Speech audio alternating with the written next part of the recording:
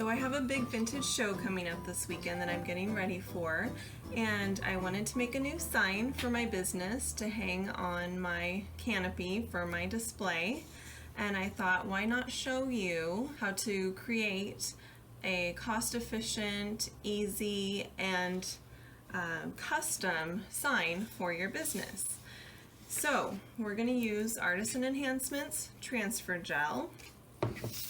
I've got this old cupboard door I paid $1 for, and this one is actually hollow, which is nice because it's lighter weight than the solid wood doors. I didn't paint it. Actually, this is how it came. This is old latex paint, I'm sure. I did have to putty in the holes from the hardware, and I scuffed it up a little bit because it was a little bit shiny. And I found that image transfers on the shinier surfaces are a little bit more tricky to get to work. They will work, but it's a little more difficult. So here's my logo I had printed at the UPS store because it needs to be printed on a laser printer in order to do an image transfer. And pretty much any place that does commercial photocopies for people can do this for you. And this cost me also just a couple dollars for this larger print. And I did have them reverse it for me because we're going to do the image transfer like this. We've got to have the lettering reversed. So this is going to be a two-step process. I'm going to start this today and then I'll come back in a couple days. The image transfer gel needs at least 24 hours to dry before you start removing the paper. I like to give it a little more than 24 hours. I feel like I have better success if I give it maybe 36 to 48 hours. So transfer gel comes in quart size and as well as 8-ounce containers. So this is a quart. I'm going to give it a good shake, mix it up a little bit before I open it up. Pop that can open. Now you want to apply the transfer gel. I like to apply it to my surface, not my paper, although it doesn't matter. Whatever you're comfortable with, this is just what works best for me. You might want to measure, make some marks where you want to lay it down. It's a good idea. In fact, I'm going to grab a pencil real quick and maybe kind of trace around where I want to put the so I'm not putting transfer gel where I don't need it or missing a spot where I do need it. There we go. So I'm just going to draw some rough lines so that I get the transfer gel where I need it. Whoop.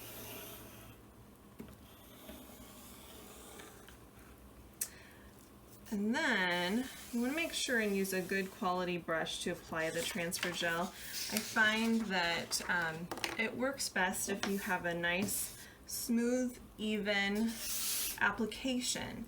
So I like to use the Artisan Enhancements top coat brush because that's what it's designed for giving you a good top coat finish.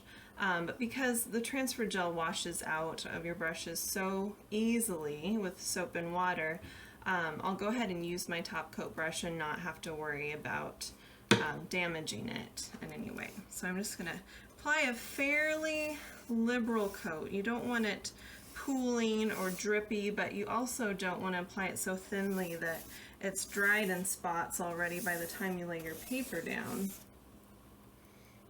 I've done that too, so maybe hopefully you can learn from my mistakes. So number one, make sure your image is printed on a laser printer. If it has words on it, you'll want to have those words reversed or have your image reversed. You can do that on the computer. Sometimes they can do that for you if you're not sure at the copier business that you use.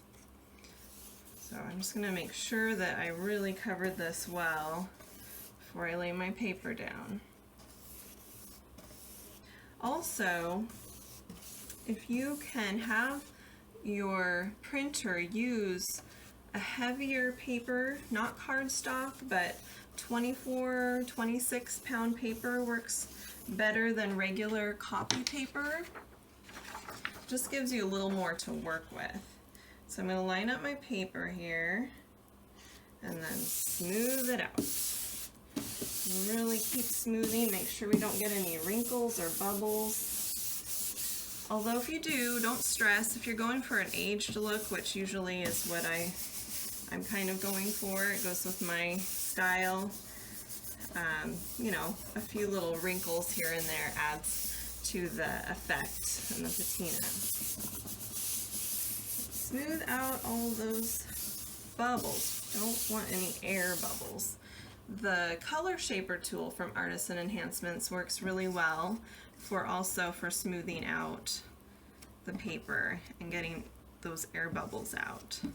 So you're going to keep working on this for a few minutes, because you'll notice as it starts to kind of set in, you'll notice some more bubbles popping up here and there. Just keep pushing them down and let it sit. I'm going to let it sit for a couple days, so I'll be back. We'll start removing this paper and see how our image transfer comes out.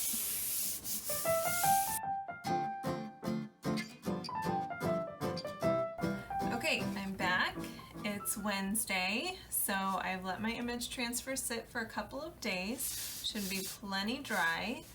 I've got a sponge. I'm going to lightly dampen the paper. I'll use my fingers to start rolling away the paper fibers.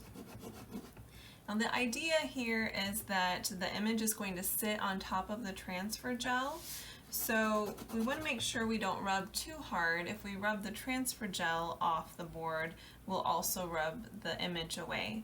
So it's a little bit tedious, but the thing I like about this is actually the imperfections add some character and a quality to the piece that you can't get from decoupage. It's a different look, a look that I really love. If you're going for perfection, go ahead and do a decoupage. In fact, you can also use transfer gel to do decoupage. And I just did that recently when I forgot to have an image reversed for image transfer. I didn't want to waste that printed image that I had just purchased, so I went ahead and just decoupaged it instead, and it turned out great. But I love the look of image transfer because it's there's something unique about it. It's on there. It looks like part of your piece of furniture or your wood board. So I'm going to show you, so you can see here where I'm just wiping the paper fibers away. So in the places where I go beyond the gel, I'm going to see the board underneath. I kind of like to think ahead when I do an image transfer about what colors I might want to see peek through when I make that little uh-oh and go too far beyond the transfer gel. In this case, I didn't want any colors coming through, so this cream color that was originally on the board was really ideal for this. And a lot of times I go with old ochre or old white because that as a background, you know, showing through just works for my images. But think about that before you apply your image to your board. Think about what color is going to show through if you rub too hard in an area and you rub some of the image away. Even the best of the best image transfer artists have to come back and touch up their work afterwards if they want a really perfect look to their transfer project. Personally, I like it to look aged, so I'm okay with some spots, with losing some areas. Now if I lose part of my words here that I'm working on, you know, for my logo, because they're in black, I could come back with a little, you know, Sharpie pen and touch those up if it goes too far. So far though, I think it's looking pretty good. This is going to take some time. I'm just going to keep working, keep applying some water with your sponge. Keep this damp as you rub the fibers away. Now, another thing I didn't mention before is that if you have an image that doesn't cover all of your paper, which you're probably going to, you're going to end up, if you don't cut the border off, you're going to end up with a halo around your image. I like to just work with it. I might sand some of it off to give it more of a rough look, so I don't worry about it until the end usually. But if you don't want to deal with that halo effect, or you want something a little more even, you can cut off that border just before you apply the image.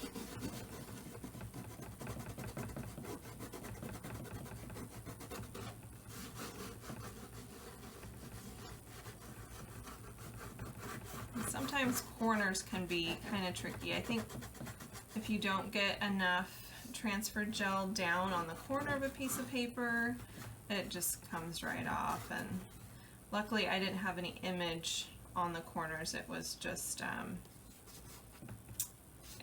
border anyway, so it's okay. So try to suppress that desire to take like a piece of sandpaper or to peel the paper off. That's going to just remove your image altogether. So just use your fingers to gently roll those paper fibers away.